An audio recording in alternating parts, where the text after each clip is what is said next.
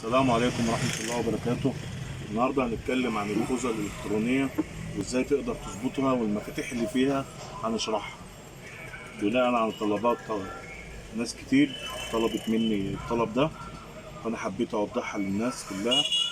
عندك أول مفتاح الخوذة بتيجي زي ما أنت شايف كده. عندك أول مفتاح ده اسمه مفتاح القلب، هتلاقيه مترقم عليه أرقام.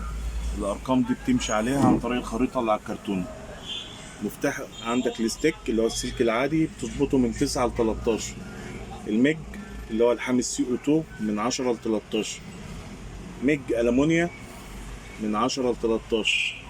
التج اللي هو الحامل أرجون من 9 ل 13.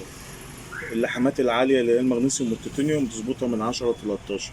يبقى احنا عرفنا المفتاح ده بنظبطه ازاي والخريطة بتاعته على العلبة. تعال المكنة كده من جوه.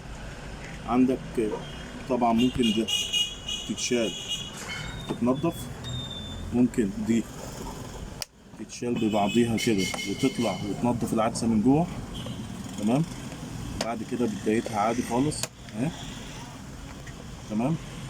عندك المفتاحين الشمال واليمين دول. المفتاح اللي على الشمال ده بيتحكم في حساسية الضوء، يعني لو انت بتلحم في ضوء هيعتم على طول اوتوماتيك لو انت بتلحم في ضوء عالي. اما لو انت بتلحم في ضوء منخفض هيبدأ يعتم مع بداية اللحام. يبقى ده بتاع حساسية الضوء. التاني ده بتاع توقيت التعتيم، يعني بتظبطها بعد كام ثانية من اللحام تبدأ تعتم، بعد ثانية، بعد 2، بعد 3، مع أول اللحام على طول بتتحكم فيها زي ما انت عاوز. يبقى احنا كده عرفنا الثلاث مفاتيح اللي فيها بتوع ايه. ده مفتاح القلب وقلنا الخريطة بتاعته اهي. اما ده بتتحكم في حساسية الضوء. تمام. لو انت بتلحم في ضوء عالي تمام هتعتم اوتوماتيك.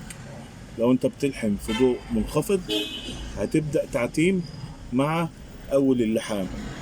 ده بتتحكم فيه بالثانية. ازاي؟ يعني تبدأ تعتم بعد كام ثانية من بداية اللحام، ثانية 2 3، او ممكن تقفله خالص ويبدأ يتعتم اوتوماتيك مع بداية اللحام.